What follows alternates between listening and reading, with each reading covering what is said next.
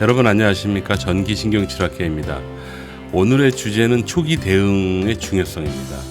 현재 몇 개월 혹은 그 이상 고생하시는 분들은 끝까지 다 보셨으면 좋겠어요. 자, 바로 본론으로 들어가겠습니다.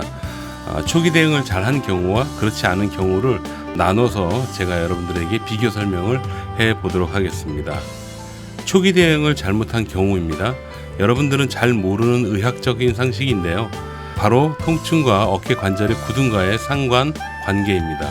여러분들 중에 막 아프기 시작하는 시점에 묵직하고 뻐근한 통증이 나타난 분들이 계실 겁니다. 그리고 시간이 흐르면 낫겠거니 하고 기다리는 경우가 가장 많은 것 같습니다. 그런데 시간이 흘러도 여전히 아프고 오히려 통증이 더 심해지는 경험을 하신 분들도 꽤 있을 것입니다.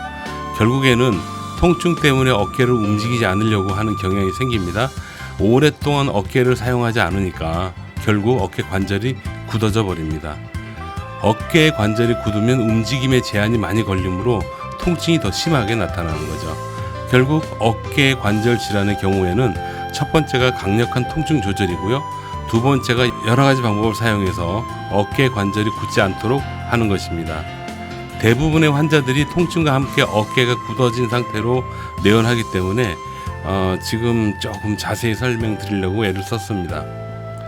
자, 그렇다면 초기 대응을 잘한 경우는 어떨까요? 일단 주사부터 물리치료까지 어떤 치료를 하든 간에 무조건 통증을 줄여줘야 합니다. 이거는 병원의 의무사항이에요. 여러분들이 하는 게 아니고 병원의 의무란 얘기죠. 통증이 줄어들어야 어깨 관절을 조금 더 많이 사용할 수 있고 어깨에 굳음 현상이 없거나 약간의 굳음 정도만을 유지하게 됩니다. 쉽게 얘기하면 통증이 줄면요 어깨가 좀 자유롭습니다. 굳질 않아요. 그리고 별도로 어깨 관절의 굳음을 방지하는 운동 치료 및 도수 치료를 합니다. 그 외에도 다양한 치료들이 있는데 주사요법부터 물리치료까지 여러 가지 치료들이 있습니다. 결론적으로 어깨가 빨리 좋아지기 위해서는 단 두 가지 원칙만 알고 계시면 됩니다. 첫 번째가 강력한 통증 조절이고요. 두 번째가 어깨 굳음 방지입니다. 그러니까 제 말의 핵심은 여러분 혼자서 치료하기가 굉장히 어렵습니다.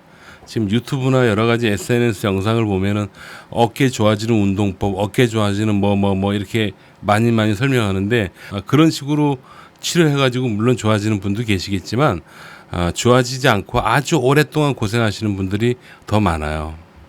가능하면 병원에 가서 제대로 된 통증 치료와 관절이 굳지 않도록 하는 운동 치료를 병행하셔야 됩니다.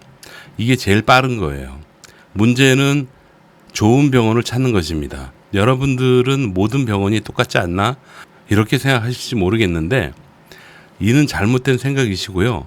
좋은 병원이란 숙련도가 매우 뛰어난 병원으로서 여러분이 느끼는 통증을 가능한 빨리 해결해 줄 수 있고 관절이 굳지 않도록 만들어주는 병원입니다. 숙련도가 높은가? 그렇지 않은가? 이거를 확인하는 방법이 있어요. 일주일 단위로 비교해 보시는 겁니다. 지난주 오늘과 또 오늘을 비교해 보시면 아프긴 해도 좀 좋아졌네. 이런 경험을 할 수 있어야 됩니다. 초기 대응을 잘못한 경우를 영상을 통해서 좀 보여드리겠습니다. 자, 먼저 이 환자분하고 대화를 나눈 게 있는데요. 치료하기 전에 물어보고 얘기를 나누는 거죠. 한번 같이 한번 들어볼까요? 부원장님이시라 그러던데 맞으세요? 네.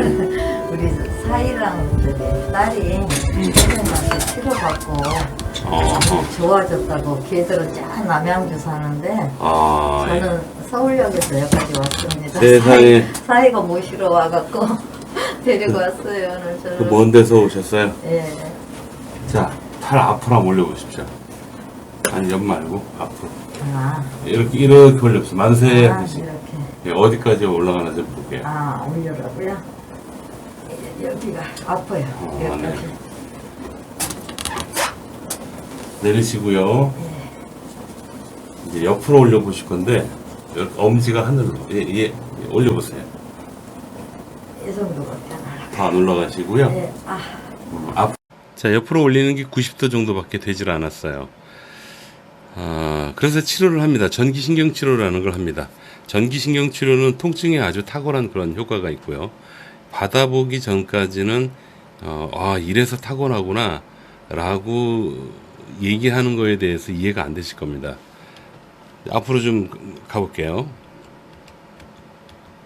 1차 가볍게 치료를 해주고 난 다음에 어떤 결과가 있는지 좀 보겠습니다. 자, 옆으로 올리는 게 90도 정도밖에 되질 않았어요. 그래서 치료를 합니다. 전기신경 치료라는 걸 합니다. 전기신경 치료는 통증에 아주 탁월한 그런 효과가 있고요. 받아보기 전까지는 이래서 타고나구나 라고 얘기하는 거에 대해서 이해가 안 되실 겁니다. 그러니까 여러분들이 어떤 치료, 어떤 병원을 선택하느냐에 따라서 이분처럼 뭐 확확 좋아지는 그런 경우가 생길 수도 있고요. 아니면은 계속 그 아픈 상태로 생활할 수밖에 없는 그런 경우도 있습니다. 그게 지금 조금 전까지 제가 설명드렸던 그 내용입니다. 자, 마무리 한번 해볼까요?